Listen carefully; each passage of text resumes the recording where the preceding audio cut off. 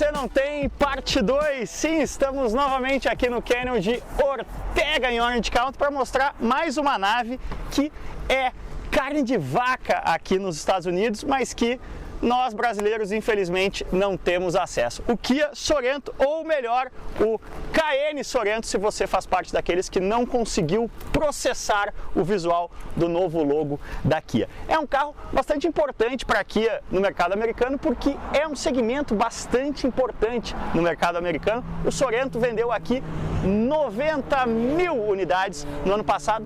Pode parecer bastante, mas não é tanto assim. Os carros que lideram esse segmento aqui, o Jeep Grand Cherokee, que vocês viram recentemente no canal, o Toyota Highlander, o Honda Pilot, o Ford Explorer, o Chevrolet Traverse, todos vendem na casa de 200 mil unidades ano.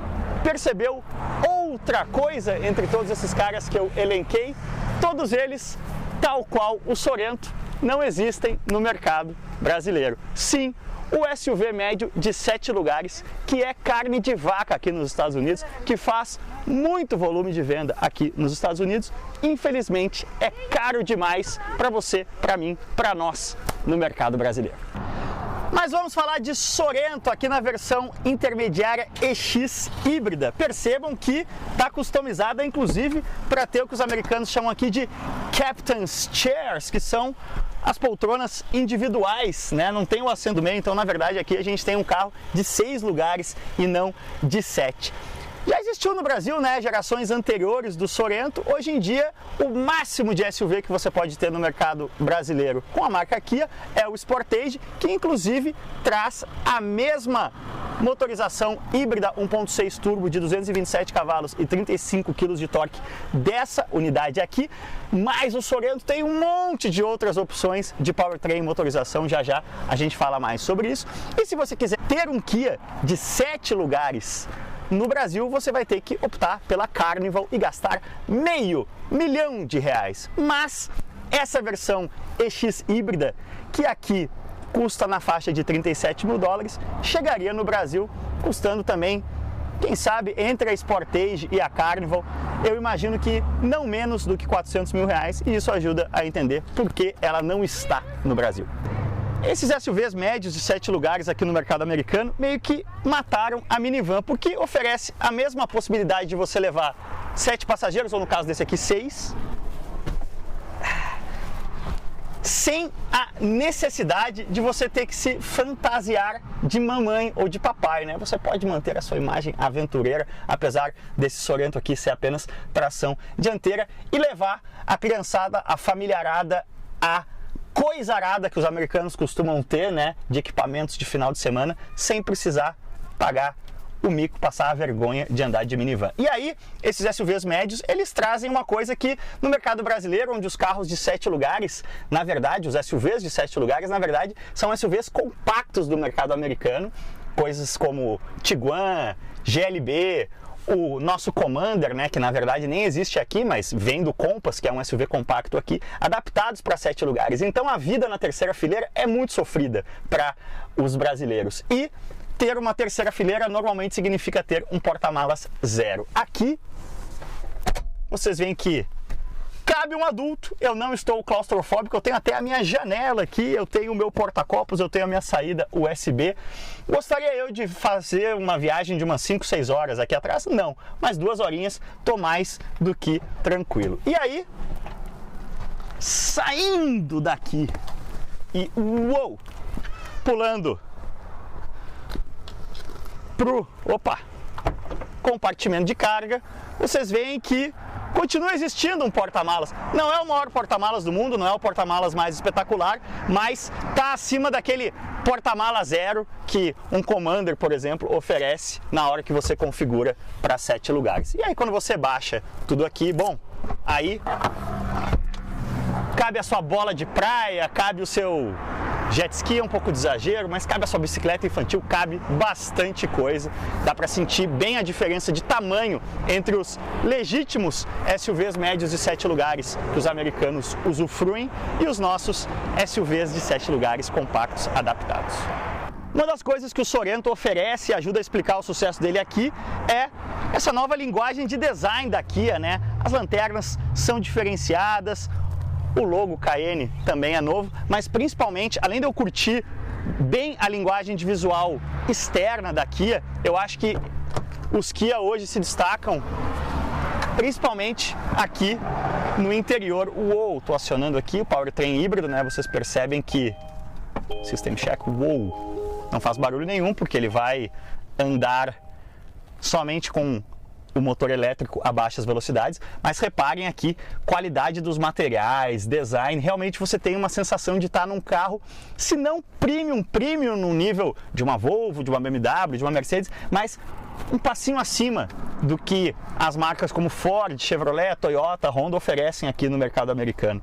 Diferenciais de marcas historicamente premium, né, como o seletor de marcha aqui por disco. Você tem modos de condução, né, são 3, o modo Eco, o modo Sport, que não vai entregar tanta esportividade assim, calma aí no coração, e o modo Smart, onde o carro faz aí o melhor balanço entre o motor a combustão e o motor elétrico para garantir o máximo de autonomia. E vocês veem que aqui a gente está com um pouquinho menos de meio tanque de combustão e um pouquinho menos de bateria, e mesmo assim a gente ainda tem 219 milhas, ou seja, 330 quilômetros mais ou menos, vou botar o número certinho na tela, de autonomia, ou seja, de tanque cheio. O Sorentão aqui passa dos 700, 800 quilômetros de alcance, fácil. Tá aqui a usina, né, familiar da Sportage, o motor a combustão, o motor elétrico, que é aquela história do chamado alternadorzão, né, vai crescendo como se fosse uma bateria gigante. Esse não é um híbrido plug-in, né, você não consegue abastecer direto na tomada, mas ele consegue se mover sim em dadas situações somente com a força do motor elétrico, que tem coisa aí de, vou fazer a conta agora, ao vivo são 227 ao todo, 181 do motor a combustão, portanto 27 mais 19, 56 cavalos. Me avise aí se eu acertei ou errei. Agora, como é que isso tudo empurra as mais de 2 toneladas do Sorentão? Pulem aí, não no tetão, porque aqui faltou um pouco de dieta e treino, não é a versão top, mas pulem aí na janela do motorista e bora acelerar aqui nos canyons de Ortega.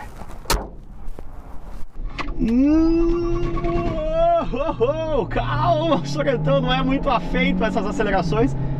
Contou aí o 0 a 60 milhas, dá abaixo de 8 segundos na ficha técnica, né? Afinal, como anda, deputado, o Sorentão?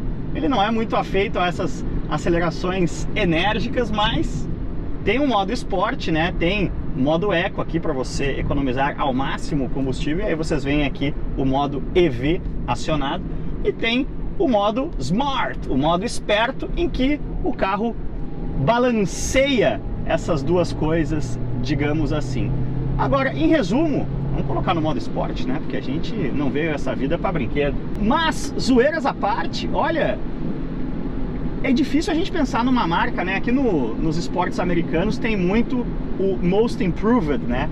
Tem o melhor jogador do ano e tem o jogador que mais evoluiu. É difícil a gente pensar numa marca que tem evoluído mais nos últimos anos do que a Kia, né? Ou a Cayenne, para quem não conseguiu ler direito o logo novo ainda. E isso vai além, né, do design exterior e interior, que são coisas que a gente percebe com muita facilidade como evoluíram. Vai também para a parte dinâmica, né? Estamos falando de um SUVzão aqui de 7 lugares, 2 toneladas e pouco, e ele tem respostas bastante interessantes. Um volantinho esperto. O câmbio talvez seja uma das partes mais, entre aspas, decepcionantes, né? Num carro dessa faixa a gente tem um câmbio só de 6 marchas, enquanto a gente dá a embutida na Range Rover. Mas percebam que a gente tem aqui os pedals e bam, o carro aceita as reduções sem reclamar no modo esporte. Ó, estamos aqui a 50 milhas por hora, 80 km por hora. Não, aí ele não aceitou uma segundinha, também tem limite. Mas ó, terceira, é um câmbio bastante rápido para um carro que tem a vocação familiar acima de tudo. Como eu falei, a gente está aqui na versão EX híbrida com um powertrain que a gente conhece bem, né, da Sportage híbrida no Brasil, 1.6 turbo com o motor elétrico combinado aí para 227 cavalos, 35 kg de torque, empurra bem o carro desse tamanho, tração dianteira aqui, né, o que não falta para a linha Sorento nos Estados Unidos são opções de powertrain, juntando aí 2.5 a combustão aspirado, 2.5 a combustão turbo, 1.6 híbrido, híbrido plug-in, tração dianteira ou tração integral. É uma quantidade de opções na salada aí para todos os gostos e todos os bolsos no mercado americano. Lembrando que aqui ainda é uma marca que se vale muito do valor agregado, vamos chamar assim, né? Ela tem um posicionamento um pouco parecido com o das marcas chinesas no Brasil, né? No sentido de você oferecer mais por menos. No mundo real, né? Esse carro aqui, essa versão híbrida, tem um preço de tabela de 36 mil dólares, mas no mundo real você consegue deals na Kia que normalmente equivalem ao que você pagaria num carro de categoria inferior das marcas mais tradicionais aqui, principalmente na Califórnia. Toyota e Honda são marcas muito fortes, né? Marcas que têm um recall, uma desejabilidade muito grande. E para você entrar num Toyota com um powertrain semelhante nessa mesma faixa de preço aqui na Califórnia, você está falando de um RAV4 ou num Honda de um CR-V, ou seja, carros da categoria de SUVs compactos de 5 lugares aqui, e não na categoria de SUVs médios de 7 lugares, que no caso da Toyota, como eu falei, seria a Highlander, no caso da Honda seria o Pilot. E ó, curveia o Sorentão, que eu tava falando, né? A Kia, ela, que é outra coisa que a gente esquece, entre aspas, às vezes no Brasil, é o grupo Hyundai Kia, uma marca só, né? Uma empresa só. E dentro desse posicionamento aí de Hyundai e de Kia, a missão da Kia é ser sim mais esportiva que a Hyundai, apesar da Hyundai ter pegado para ela a divisão N, né, de alta performance, mas os Kia se caracterizam aí por essas respostas mais rápidas, por um volante esperto, é claro, por um SUVzão de 7 lugares, mas ó, percebam aqui como o chassi não rola, né? Você esperaria que o Sorentão aqui, passando na ponte, bem, metendo uma terceira, que ele adernasse bastante nas curvas, e não, olha, a frente aponta. E a carroceria aqui tá planinha, chega a ser quase engraçado de tão surpreendente, né? Então, se você trouxer aí os rivais do Sorento aqui no mercado americano, né, principalmente os americanos, um Ford Explorer, uma Chevrolet Traverse, pode ficar seguro de que eles não vão ter esse comportamento em curva, essa esportividade que o Sorento entrega. Mas e o consumo? Bom, olha só, no mundo real aqui o consumo do nosso Sorentão híbrido tá dando 34 milhas por galão. Vou botar na tela o quanto dá isso em quilômetros por litro, que essa matemática é sempre chata. Agora vamos conversar com o cara que está usando esse carro no mundo real para medir o nível de satisfação do consumidor norte-americano, ou quem sabe brasileiro, com o Kia Sorento. E olha só quem tá aqui, o Jackson, que vocês já conheceram do vídeo do GTI. Ele é um pai de família, um homem responsável, então ele não fica só fritando GTI fuçado nos canyons de Ortega, ele também tem um Sorento aqui para patroa e o filhão. Jackson, explica para nós por que você optou pelo Kia Sorento e não uma coisa mais comum até, né? Os principais concorrentes dele aqui no mercado americano até fazem mais volume de venda. A princípio a gente foi procurar um carro que coubesse 3 car seats, porque minha esposa ela trabalha ainda como nani, então além do meu filho teria que ter mais 2 dentro do carro. Então, por exemplo, um Sportage já estava fora porque é pequeno demais. O Sportage, a RAV4, essas são mais populares, mas não caberia 3 car seats. E nessa procura de 6 ou 7 lugares, a gente encontrou a Kia com preço equivalente com a da RAV4, mas que entrega mais espaço, mais potência e mais economia. No final que ia ser muito bom pra gente essa economia do híbrido, então a gente acaba economizando com gasolina, combustível.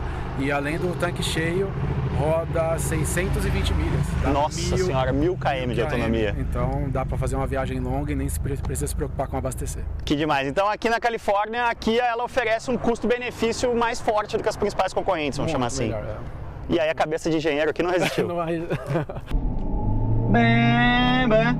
Bom, galera, é isso. Espero que vocês tenham curtido o Sorentão. Deixa aí o seu comentário, a sua revolta com o fato da Kia não oferecer o Sorento no Brasil, apesar de eu já ter explicado, né? Ninguém oferece carros desse segmento do mercado americano no Brasil. Se inscreva no canal, isso ajuda a gente sempre demais. E como sempre, valeu demais, cuidem-se bem e aquele abraço. Vou ter que devolver a nave para o Jackson com o combustível mais comido.